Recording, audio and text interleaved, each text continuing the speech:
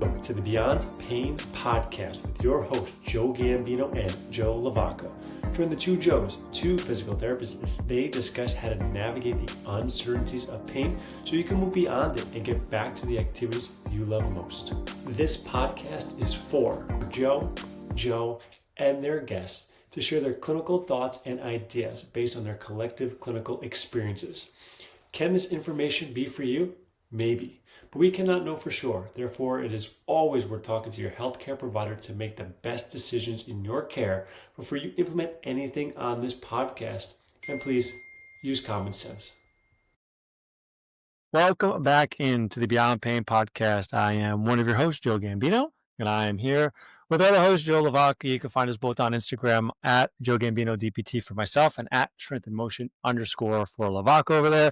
Podcast is on Instagram, Beyond Pain Podcast, and on YouTube as well. Cups of Joe _ PT. Man, a little rusty after a couple of weeks of not chatting with you, Joe. A little rusty, but we're back. You're healthy. That's all that matters, Joe. Yeah, the voice is here. The cough is gone. Kids are good.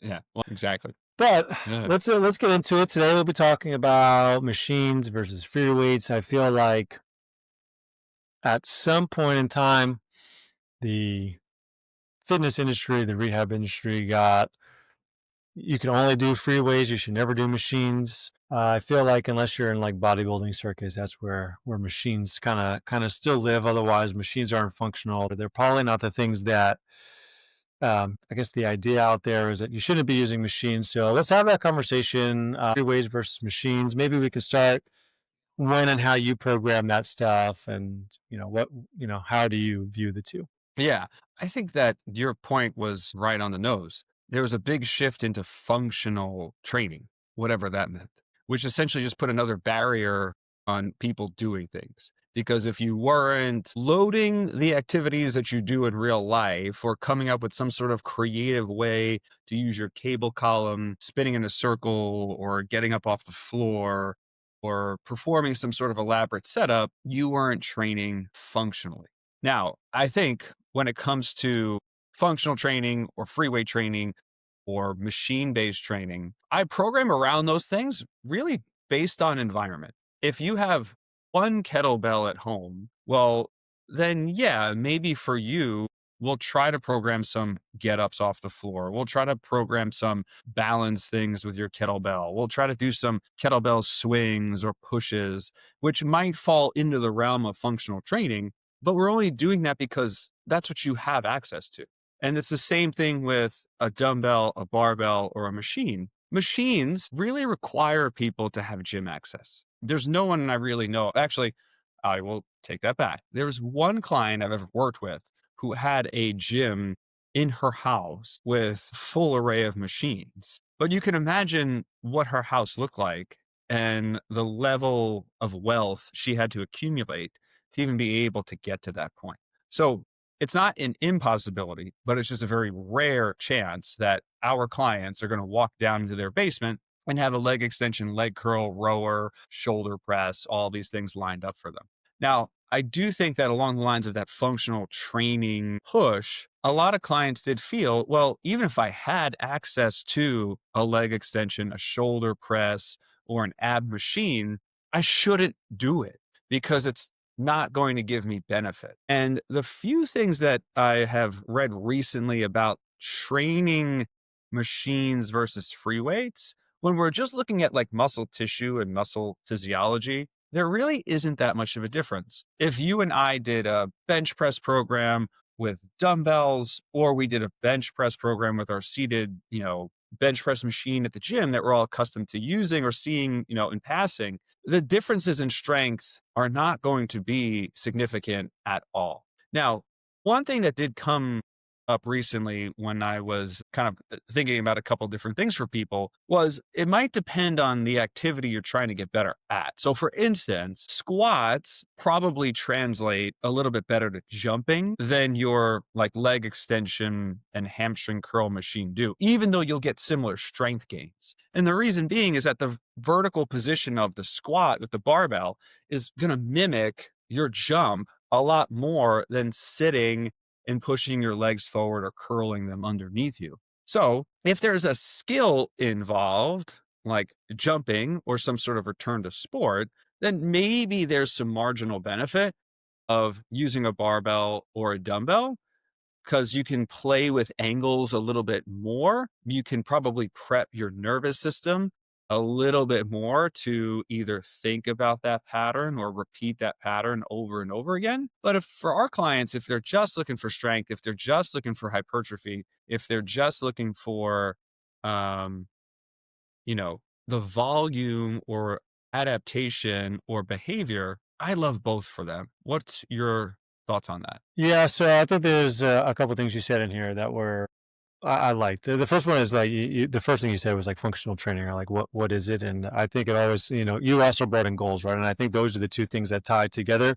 Anything can be considered functional, right? Because it's if it's tied to your goal in a sense, right? So if you wanted to, I don't know, squat 200 pounds and that was your goal and there was really no functional reason for it besides you wanted to, again, like squatting heavy, right, would be functional for that person because if it's a goal for them, right? I think there's a lot of other benefits for it, but that's something else. And so and then like to your point with like squatting and vertical jump, again going back to your goals, right? I mean, the principle of specificity is there for a reason, right? It pretty much what it says is if the more specific you can be to the task that you want to do, the better you're going to get. Like that carryover from the gym to the action is going to be there. And then if you're going to do something that's a little bit more general, you're not going to get the same benefit. And running versus biking or swimming, right? Like those are like probably the easiest ways to make those comparisons, right? If you were to get really good at swimming, you're going to improve your cardiovascular system. You're going to become much better. You're going to have better heart health. Your endurance is going to go up. But if you try to carry that over to running, that carryover is not going to be very great. You're going to feel like you're almost starting from scratch again, right? So that's where that starts to go. We're kind of getting into now like programming, which we'll talk more about on our next episode. But going just to your point and kind of building off it, I do believe that doing things from like a free weight perspective has unique benefits for machines. And I'm not saying that like one is necessarily better than the other. I think there are clearly places for both. But when you start doing like single leg work with holding weights, right? Like I think some of the benefit is that like you have to also be able to stabilize. So you're taking movement that, may just be like a sagittal plane movement and you start to make it more like triplanar in a sense because you have to now combat forces in different directions. So I think there are unique real world benefits to having a free weight approach to training. I'm not so biased on that because I enjoy lifting weights and stuff like that. So maybe there's that in there, but I think where I've been finding machine-based stuff, like there's two areas that I find it really beneficial. One is, if you're looking to train more towards failure or you're looking for like muscle growth, hypertrophy, I really like doing some machine work for that. You just take other things and you don't have to worry about stabilizing. You can probably push a little bit more. You can go a little bit harder, less chance of, like issues popping up. So from that perspective, I think if your goal was, hey, I just want to like get bigger, machines work really well for that. The other one is for people who are dealing with either like chronic pain or some sort of flare up or like really struggling to like maybe, I don't know, they can't squat or they can't press because, free weights are kind of irritating. You can move them into more of a machine based atmosphere. And I've been finding some benefit with that because you don't have to stabilize as much. Like, I feel like there's a subset of people who have chronic pain who have a hard time like toning down their system. And that's part of why they have like a pain response. And like when they exert, pain tends to even kick up even higher. And machines is one way to kind of like, hey, you don't have to worry about like postural holding and then moving load and then trying to figure it all out. We can actually take that step back, sit you down in the machine, have you chest press or leg press, and that tends to take care of some of that. So if someone's really struggling with pain and like activity and they can't really do too much in the gym, I find machines have been really helpful to start to load that process. Yeah, I think the safety aspect that you bring up is often forgotten about. I know a lot of my clients train alone. So, when I have them in the gym, especially with their free weights or their dumbbells, I mean, their programs very rarely, if ever, go below reps of 3. And again, I'm doing that very specifically because I know a lot of them are alone in the gym. And if we're going to 2s and 1s, I don't know how much extra benefit a lot of the clients I work with are going to get out of that type of programming anyway. Threes just seem to be a little bit safer. Now, if there's one or two people who I know like train together, partners, stuff like that, I might do a little asterisk and say, hey, you can try a heavy 2, or you can try going for a 1 today if so and so is with you. However, if not, let's just stick to threes. But I do like this notion of safety and teaching people what it's like to exert a lot of effort in a very stable position. The other thing I like about machines for people in pain is you can be 100% certain that every rep is going to be exactly the same, exactly in the same range of motion with the exact same weight. And, if you have them going some tempo stuff, maybe it's a little bit easier to keep with tempos. But a lot of the machines, we can bias to not only have people be more comfortable and more stable and safe, but we can actually put them in their positions of strength, which to me is always fairly empowering. So with that seated chest press, I'll just do that because if you're watching on YouTube, you can see it. A lot of times people are going to have some pain in their shoulders if they're kind of dropping below parallel. We've talked about pain with shoulder pressing on the podcast in earlier episodes, but imagine if I could just position their hands here at 90-degree angles. Well, now they're going to be really strong here, and chances are we'll be able to start that reintegration into pushing, or reintegration into pulling for that matter, with a very safe parameter, something that they can repeat, something that they won't need coaching, cueing, everything for. As long as they know how to pull a pin and adjust the lever and they have access to it, it's pretty much set itself up.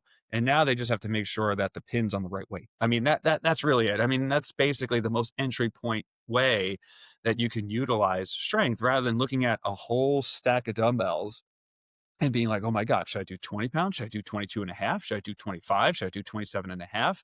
It's like, well, you have this right here, pull the pin and just go. So I think that from that notion too, it's not only more safe, it's maybe a little bit more approachable for people in pain, especially in the beginning part of their rehab. So if you have access to machines and you're not using them, or you're purposely staying away from them, I think you could be missing out on a lot of benefit from your programming. Yeah, I agree with that. I think, that, again, we've swung too far in one direction saying that, you have to do free weights versus machines. I definitely think that most people, at some point should be doing more free weights. And I think having a blend of the two is probably going to be the best for a lot of people.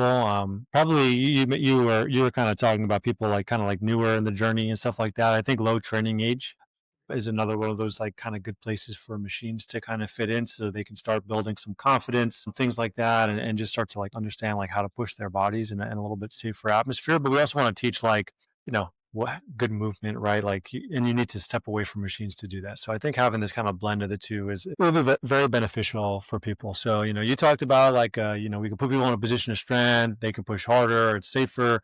Those are like really positive things, but good programming also is like, how can we challenge somebody? So people out here, like, I don't want, people to feel like they only should do free weights, or, if you're too nervous about the gym or there's some pain and stuff like that, that you only now, because we're saying this, like you're going to move to free weight to machine based. We really need to have this like combination of the two. And I think when we can do that and we can effectively challenge somebody, that's going to, obviously like within their means, right? Something that's going to push them to move better, create better capacity, all of those things, but then also give them the opportunity to use machines or something that's a little bit easier, so they can ramp it up and they can push a little bit harder. We always talk about when someone's in pain, what can you do now that you can really push? So you're not worrying about like re-injury or flare-ups and stuff like that. If like a machine is going to be that thing, then we should leverage that thing so that this way they can get a training response, feel like they're doing something, build some confidence, feel, like all those are really positive things. And then when you're going to say, hey, let's go try now lunging again for the first time in a while, maybe they've had knee pain, that confidence is going to be there. They've already learned how to put some load into their tissues from machines. Now when we're asking to do that in a, unrestricted environment, right? Like their knees are going to be a little bit more tolerable to those loads. So I think we need to, again, right, going back to goals, specificity, what's going to carry over for that person. That's really what it all comes down to. And I think we really have all these tools. Everything is a tool at the end of the day. How can we start to put all these tools together to help the person move towards their goals? Yeah. Now, maybe the one thing that often comes over too would be, especially people who are training at home, and while we're just on the idea of machines and free weights, the other idea would be bands, right? And I don't know what your position on is with bands, but I do think of bands as another sort of easier access point for a lot of people who are new to training, maybe having pain. And the reason why I typically think that, or at least the reason why I tell clients like, hey, bands are okay for right now is you can just hook them on almost anything. You can use them around your body. You can use them around anything at home. So again, affordance of just being able to access something like that is great.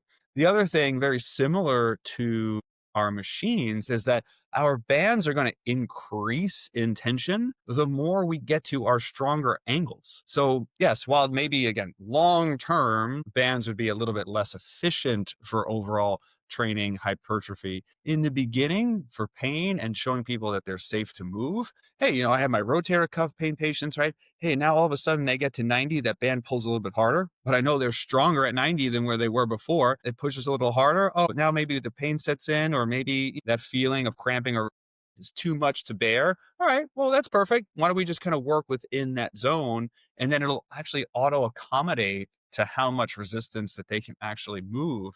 Bands for us, I think, are harder to keep track of. Like, max tension on a band might be, if it's green, I don't know, it's 15, 20 pounds before it snaps or something. So I don't know exactly where it is 16, 17, and 18. But again, I do think the training age, the safety idea, the things that unfortunately, probably like we were saying before, are kind of mocked on social media. Like, oh yeah, your shoulder pain patient has pain and you're giving them bands. Yeah, I'm giving them a fucking band because it's easy. All right. There's the same way I'm going to put them on a bench press machine or a row machine because it's easy. Why would I not want to do something easy that gives us some wins and builds confidence?